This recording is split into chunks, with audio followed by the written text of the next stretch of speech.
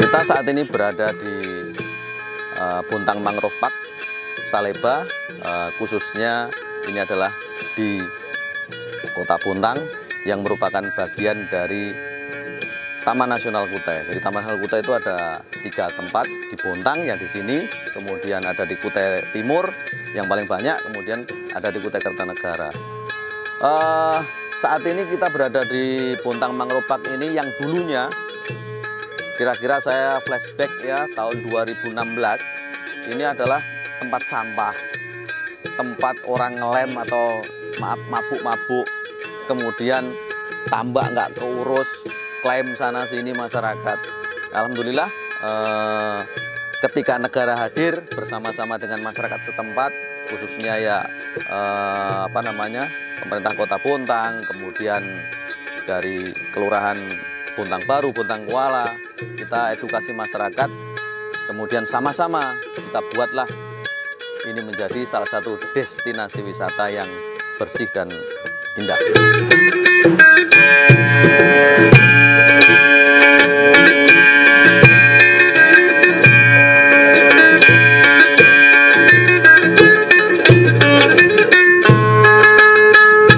Kami memang membuat roadmap atau desain atau grand design sebenarnya cukup panjang atau tidak mungkin kalau dalam waktu sekaligus diselesaikan.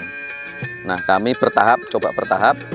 Setiap tahap itu kami coba usulkan ke pemerintah pusat, dalam hal ini melalui APBN, skema APBN.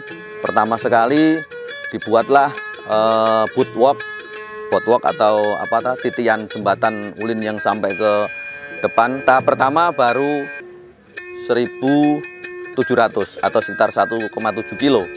Awalnya itu belum Temugelang tahun 2017.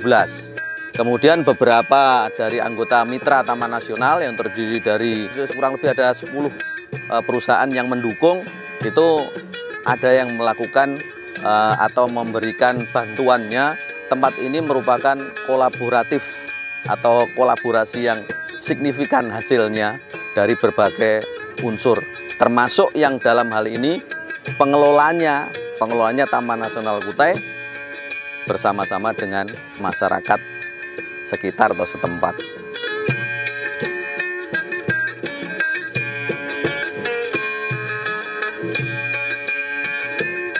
Nah, dulu di sini banyak masyarakat di dalam. Kami pindahkan keluar, kami buatkan rumahnya. Awalnya kami koskan 1-2 bulan kami koskan, kemudian jadilah rumah-rumah yang berada di sana itu warna hijau-hijau. Masyarakatnya atau mereka dikasih pekerjaan, ada yang sebagai penjaga malamnya, ada yang tukang parkirnya.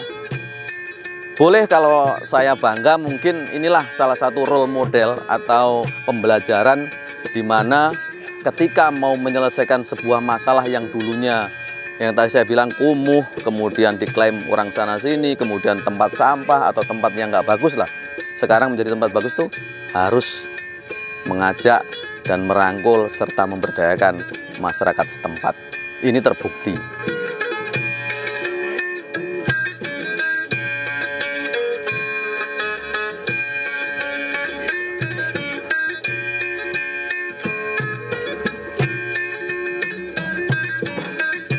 Dan tahun berikutnya kami juga membuat tambahan lagi di dalam.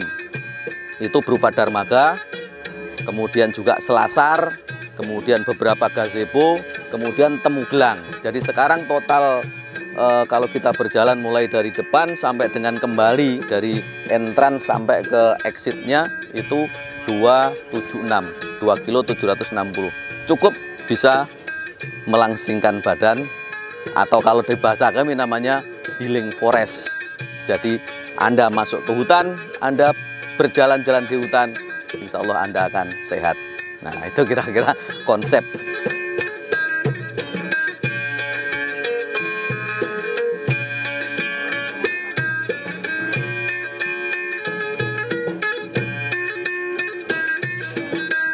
Untuk Bontang Mangrove Park ini sebenarnya konsepnya adalah tidak hanya rekreasi.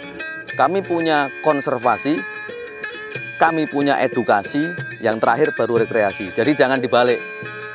Konservasi sebagai tahap awal yang harus dikerjakan. Kenapa? Kalau konservasi di awal artinya apa? Tidak akan banyak alam yang dirubah. Jadi ekologi menjadi terdepan untuk dilihat dan dibuat destinasi wisatanya. Edukasi, nanti kalau kita jalan ke dalam itu bisa dilihat setiap pohon ada mangrove tertentu itu dibuatkan papan nama. Yang terbaru kalau milenial pasti suka itu menggunakan barcode.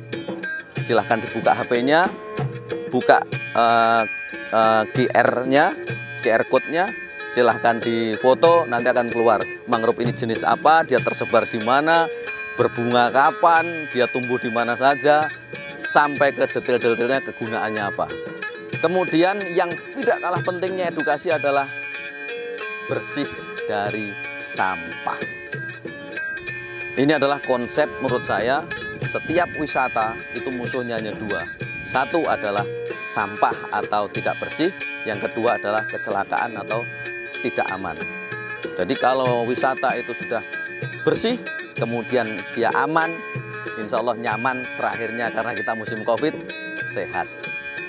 Jadi sebenarnya konsep yang kami usung untuk Bontang Mangrove Park ini cukup lengkap, karena untuk main area, atau sekarang ini kita berada di main area, itu adalah untuk ya ada sedikit permainan anak-anak, ada glamping yang untuk glamour camping atau untuk camping, ada itu tempat fasilitasnya ya, tempat berkemah, ada ini workshop.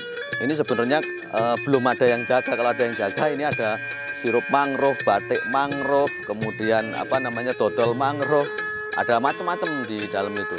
Dan itu masyarakat juga binaan kami yang mengelola dan menjajakan. Kemudian di situ juga ada Aula Khatulistiwa yang diberi nama sama Bu Wali Kota. Aula Khatulistiwa ini dipakai untuk pertemuan, dipakai untuk event-event yang jumlahnya banyak atau kolosal.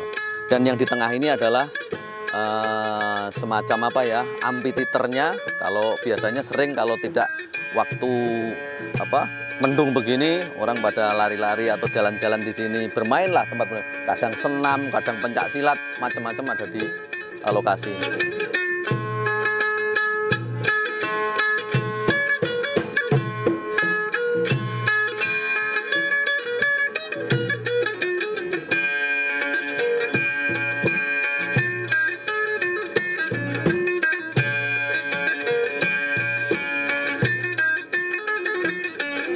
Ada yang paling menarik di sini, kuliner.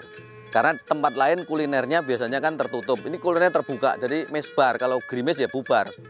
Itu kulinernya ada di sana. Itu pun masyarakat ada 5 tempat atau 5 warung atau 5 kedai ya. Kami serahkan kepada RT 9 dan RT 13, Bontang Baru dan Bontang Kuala. Silahkan dikelola. Alhamdulillah sekarang berjalan dengan baik. Bahkan mereka sudah mempunyai nilai tambah dari investasi awalnya, katanya loh ya. Nanti silahkan diwawancara kalau perlu lebih detail lagi berapa nilai investasinya, sekarang dapat berapa, silahkan.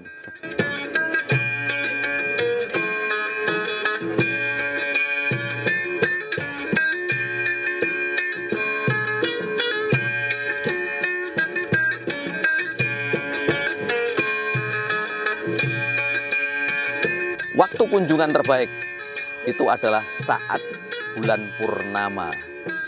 Kenapa?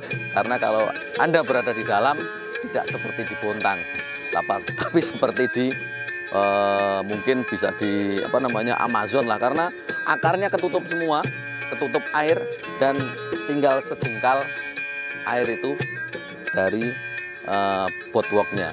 Jadi sangat indah karena ketutup air, kena terpa sinar matahari, itu memancar ke, pokoknya nggak bisa saya gambarkan, silakan datang sendiri aja lah.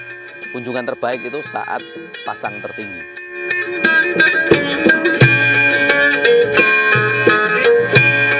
Luasan di sini untuk mangrove di sini luasannya yang di Puntang Mangrove Park kurang lebih 200 hektar. Itu membentang dari sini sampai ke Buntang Kuala, sampai ke Sungai Belanda. Dari Sungai Belanda itu Taman Nasional Kutai. Nanti itu akan kami sambung.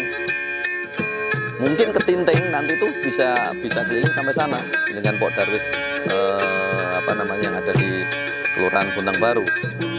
Kemudian dari luasan itu mangrove menjadi dominan tumbuhannya. Ada yang sudah kami lakukan inventarisasi dan identifikasi 28 spesies dari 6 genera.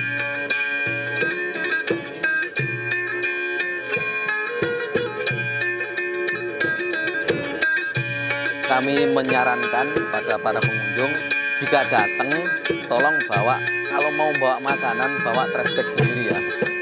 Tolong dibawa pulang itu sampahnya. Jadi kami jangan ditinggali sampah karena kami juga bersihkan sampah itu.